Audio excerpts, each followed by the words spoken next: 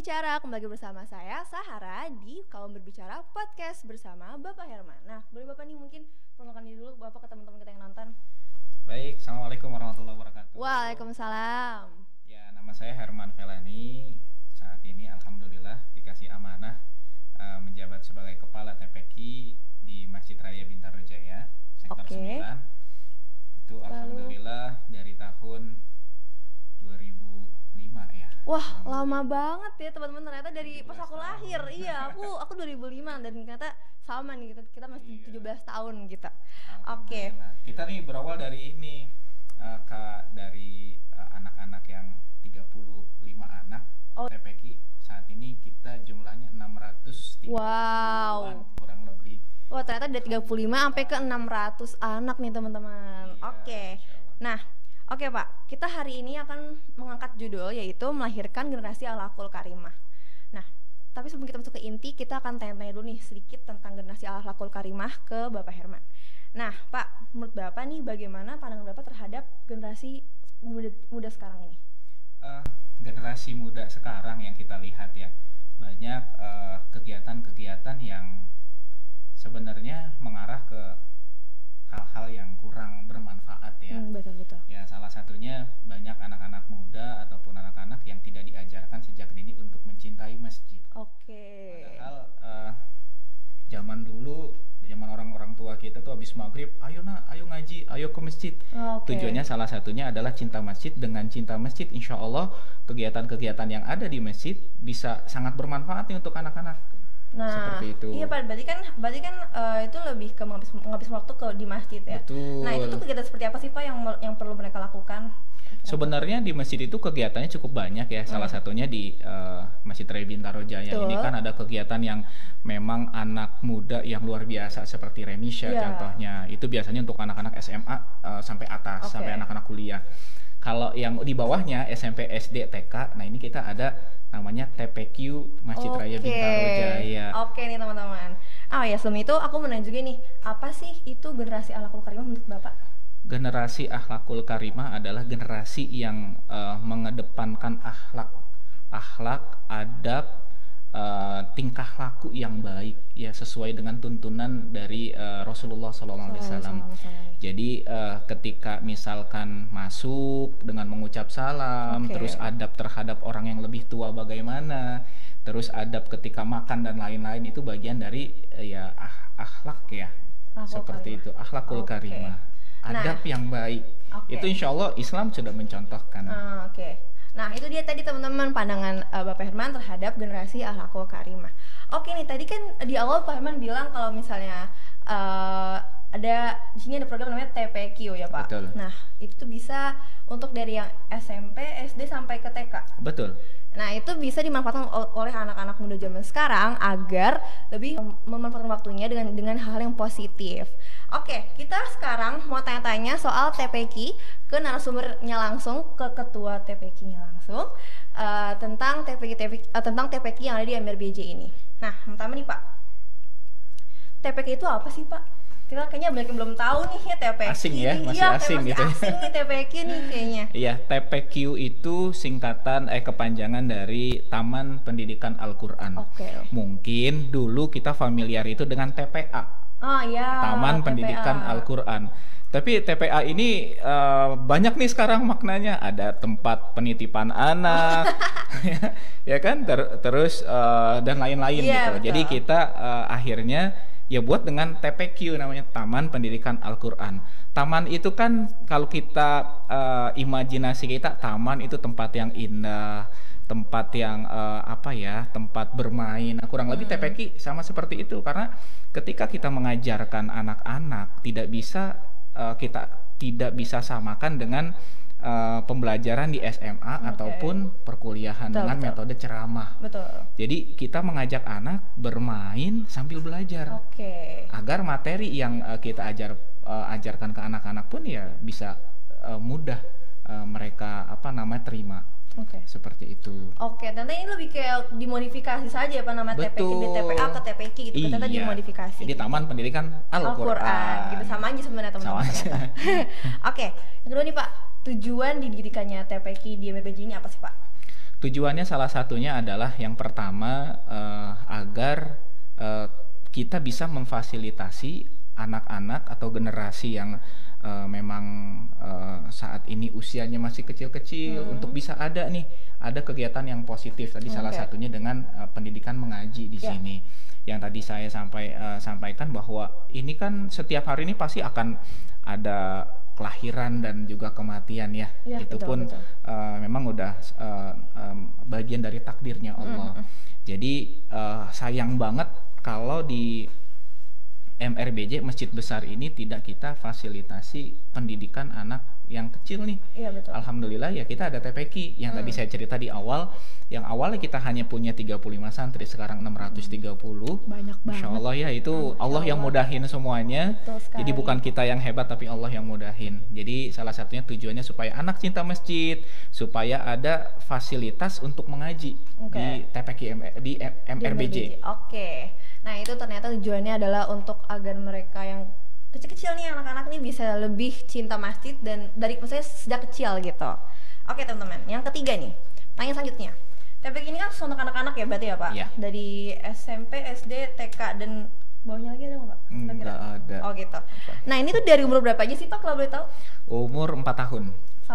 Sampai umur 14 tahun, 15 tahun juga ada. Jadi kita pengelompokannya adalah ada TPQ kelas sore, ada TPQ malam. Oh, TPQ malam juga. Iya. Nah, TPQ malam ini biasanya untuk kakak-kakaknya nih. Untuk kakak-kakaknya yang kelas 6 SD, kelas SMP.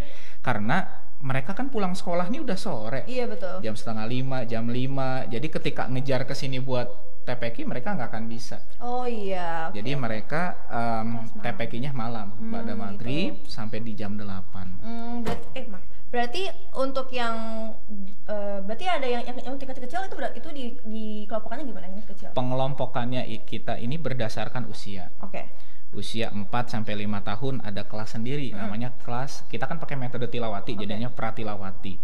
Terus yang kelas biasanya kelas 6 umur 6 tahun 7 tahun itu kita ditilawati 1-2. Tapi tetap ada placement test dulu sebelum gitu. Kita penempatan.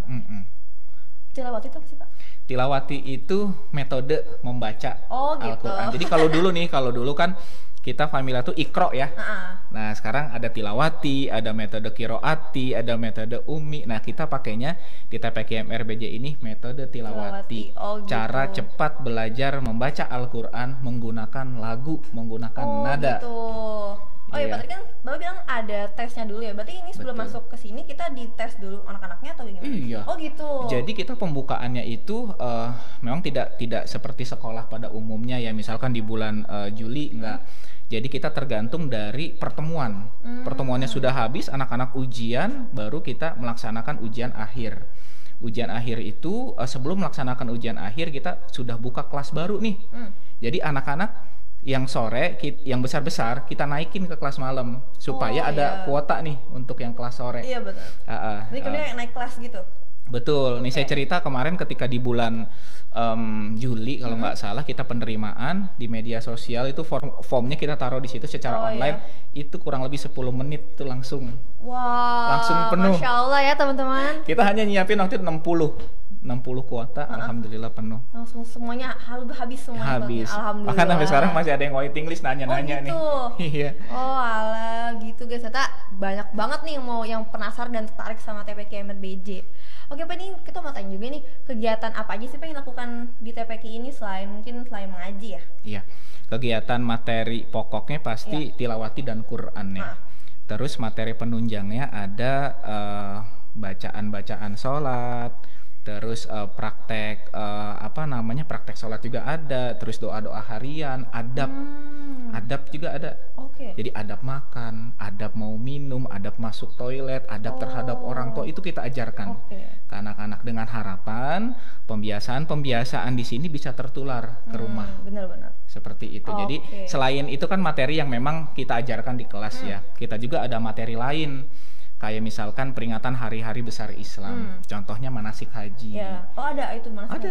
Ada. Tapi 2 tahun ini kita tiadakan karena pandemi ya kemarin. Bener-bener. Terus ada kegiatan Muharram, ada pesantren Ramadan. Oh ada juga tentu pesantren Ramadan. Ada, lengkap. Seru juga ya ternyata nih di TPK ini, ternyata bukan cuma kita belajar mengaji dan segala macam, tapi juga adab, terus ada praktik manasik haji tadi ya Pak, ada tadi Muharram segala macam. Kegiatan Muharram segala macam. Dongeng anak dan lain-lain. Oh dongeng juga, itu dongeng gimana Pak?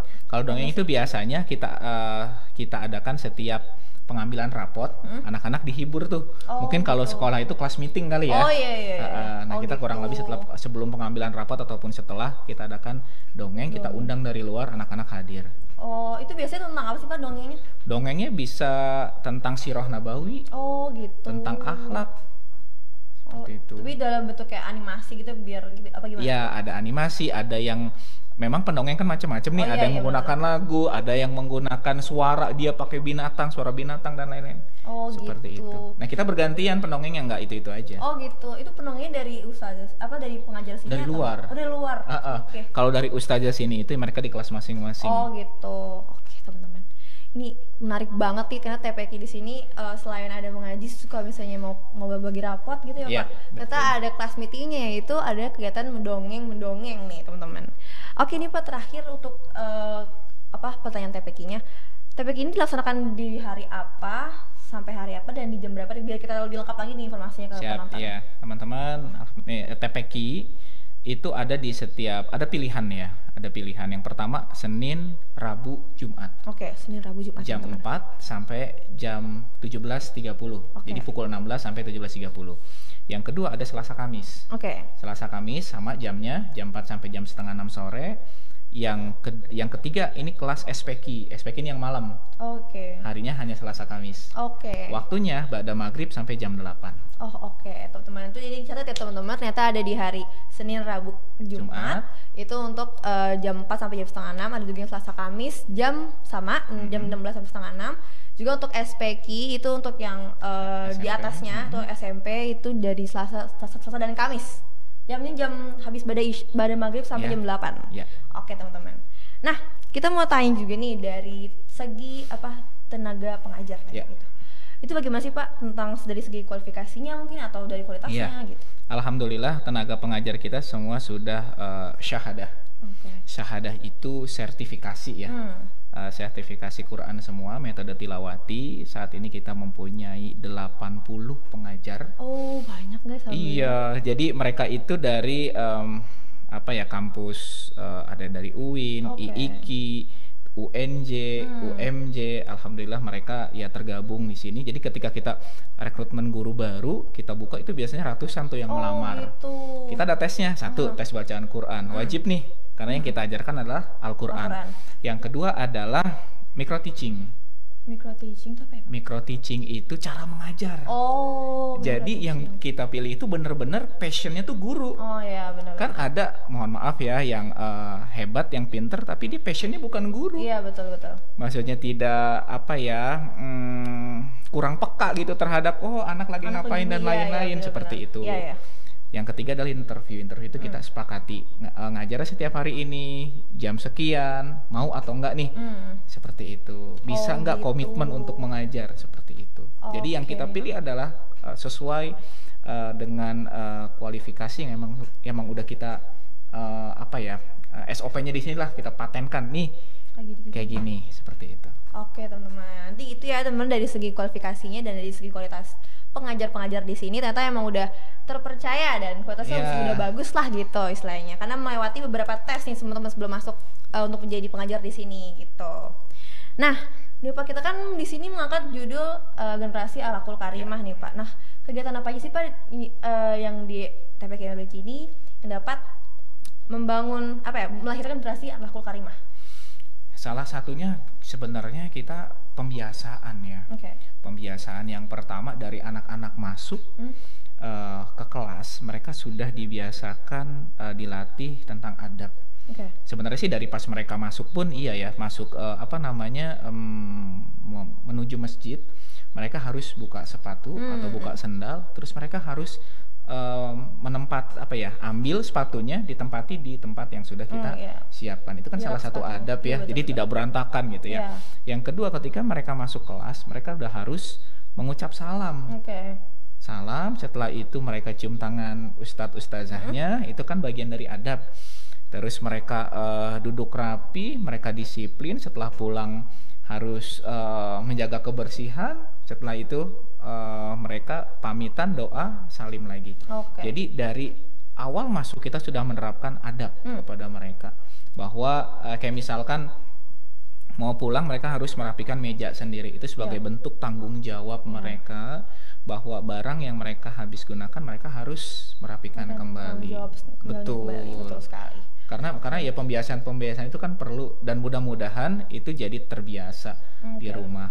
Karena memang pendidik utama ya itu adalah orang tua. Betul. Kita adalah partner orang tua. Jadi ya orang tua harus bisa bekerja sama juga dengan kita. Ternyata itu ya teman-teman, kegiatan sini lebih ke pembiasaan di TPQ, dari mulai masuk, terus belajar di sini dan pulang. Dan juga tanggung jawabnya yaitu salah satunya merapikan mejanya sendiri gitu. Nah, ini Bapak kan sebagai ketua dari TPQ ini pasti kan mengharapkan kemajuan lah dari TPQ ini. Apa sih Pak harapan Bapak untuk TPQ ini ke depannya? Harapan saya semoga TPQ ini bisa terus bisa mempertahankan ya kualitasnya, bukan cuma dari guru-guru tapi dari anak-anaknya. Mudah-mudahan harapan kita anak-anaknya ini bisa jadi anak-anak yang solihah. Jadi ada yang membuat saya terharu ketika penerapan adab yang memang kita sudah lakukan setiap hari. Betul. Salah satunya adalah ada salah satu orang tua bilang, anak saya sekarang sudah kuliah di universitas. Dia masih terus teringat pesan gurunya yang ada di TPQ MRBJ, bahwa jangan sentuh nanti barang-barang yang terlarang. Contohnya mohon maaf narkoba. Dia sampai teringat. Dan dia coba praktekkan gitu di kampus dengan teman. Oh, ini pesan bu guru saya, ini obat-obat terlarang, ini nggak boleh di dalam Islam. Orang tuanya datang ke sini, orang tuanya mengucapkan terima kasih, alhamdulillah, sebagai bentuk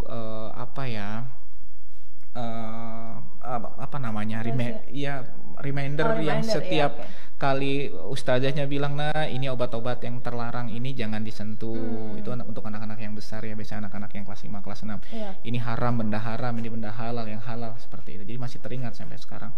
Jadi itu membuat saya, Masya Allah ya, melalui perantara teman-teman di sini ya, ternyata masih teringat nih di memori anak-anak sampai terbawa kuliah. Dewasa, gitu ya, terus harapan berikutnya adalah mudah-mudahan nanti di MRBJ bisa membuat sekolah formal, sekolah dasar ataupun sekolah tingkat menengah. Saat ini impian kami dulu awalnya hanya TPQ yang non formal, sekarang kita sudah punya TK.